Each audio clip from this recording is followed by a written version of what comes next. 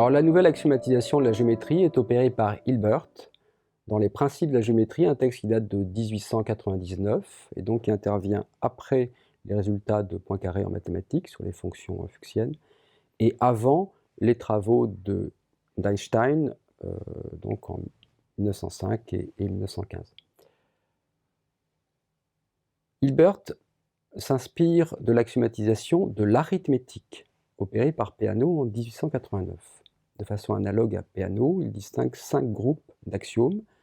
1. Les axiomes d'association, 2. Les axiomes d'ordre, 3. Les axiomes de congruence, 4. Les axiomes de continuité, et 5e, l'axiome des parallèles, selon que l'on admet ou non cet axiome, on est dans un cadre euclidien ou non.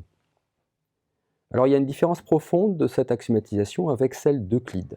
Celle d'Euclide s'inspire de la théorie de la démonstration d'Aristote.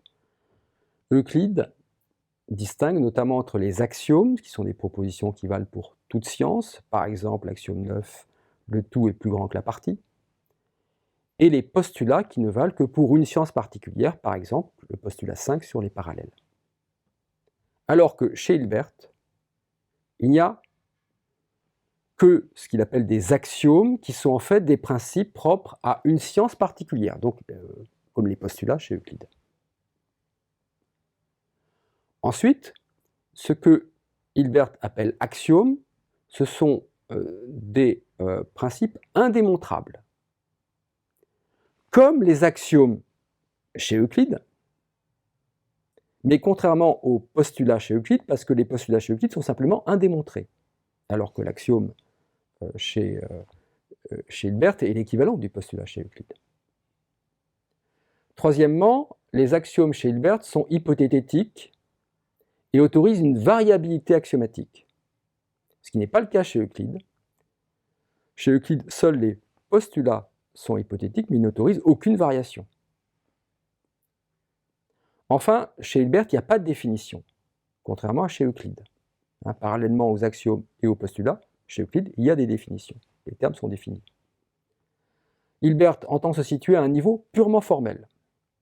Les définitions sont pour Hilbert internes aux axiomes et portent sur les relations structurelles entre les termes. En revanche, le sens des termes est, selon Hilbert, indifférent. Par boutade, il va jusqu'à dire que, à la place des termes de point, de droite et de plan, il aurait pu tout aussi bien dire chope, table et chaise.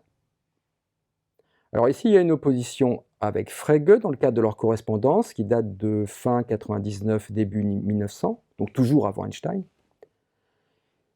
À cette époque, Frege rejette encore toute validité scientifique aux géométries non euclidiennes. Et donc, Frege estime que les propositions de la géométrie sont liées à l'intuition sensible, notamment spatiale, et on peut définir, selon lui, les notions, les termes de point, de droite et de plan en fonction de l'espace euclidien. Et Hilbert lui rétorque qu'il y a en fait changement de sens des termes de point et de droite selon la géométrie dans laquelle on se situe, si elle est euclidienne ou pas euclidienne. Il ne faut donc pas attribuer à chaque mot un sens déterminé. Et il faut privilégier l'étude des structures, ce qui inscrit la nouvelle axiomatisation de la géométrie de Hilbert dans la continuité de la démarche de l'algèbre structurelle, conformément au nouveau primat de la notion de structure en mathématiques.